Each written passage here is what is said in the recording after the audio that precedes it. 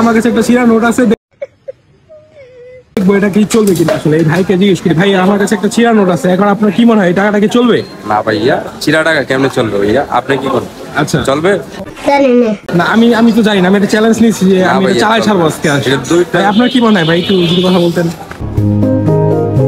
এটা কি চলবে আসলে? না, আমি মনে করি আপনার শহরের মধ্যে ছিঁড়া নোট গুলা চলে না। আসলে চলবে না? আসলে চলবে না, কারণ ছিঁড়া নোট গুলা মানুষের কম নেয়, এই জন্য চলে না। আমরা কি চেষ্টা করে দেখবো যে আসলে টাকাটা চলে কিনা? চেষ্টা করে দেখতে পারি? চেষ্টা করে দেখতে পারেন, যদি তোর নেয় তো আপনার ভাগ্যওয়ালা।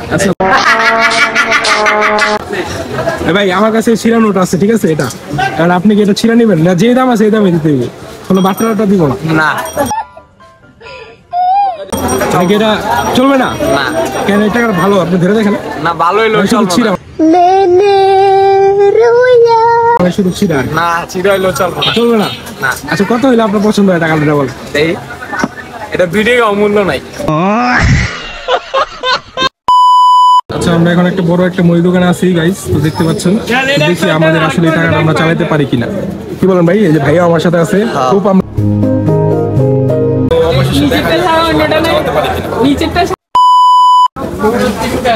যদি ভিডিও দেখে আমাদের এই টাকাটা চালাই সবচেয়ে ভালো, কেমন দেখে টাকা চলে যাবে।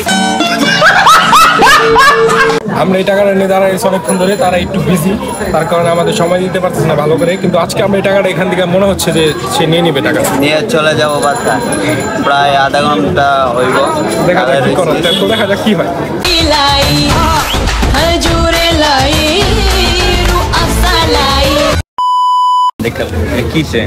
আচ্ছা এটা হচ্ছে অর্ধেক টাকা, ঠিক আছে, আমরা চ্যালেঞ্জিং মনে করছি যে এই টাকাটা আমরা চালাবো। এখন আপনি কি টাকাটা নিবেন কিনা এটা বলেন?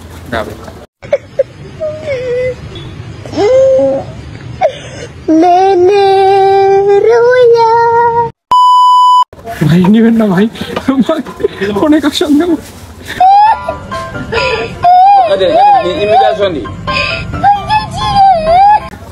তো ভাইও রিজেক্ট করে দিল আমাদের।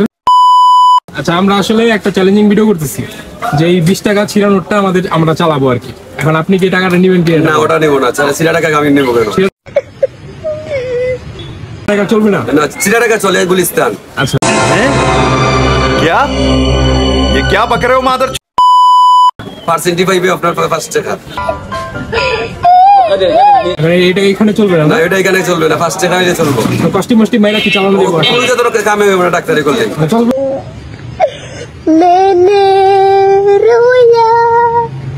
না ওটা চলবে, গুলিস্তান নিয়ে দিব আমি। 5 টাকা দুইটা দিবেন। 5 টাকা বাট্টা দিবে না?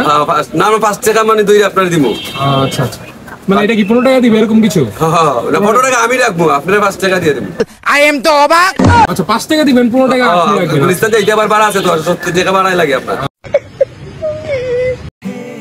हीरिए सेरा बांध के मैं तो आया रे, डोली बारात भी साथ में मैं। আমার কাছে দেখো 20 টাকা আছে, ঠিক আছে, এটা পুরো ছিঁড়া, ঠিক আছে। এখন তুমি এটা নিয়ে কি আমার একটা নতুন টাকা দিবা আর কি?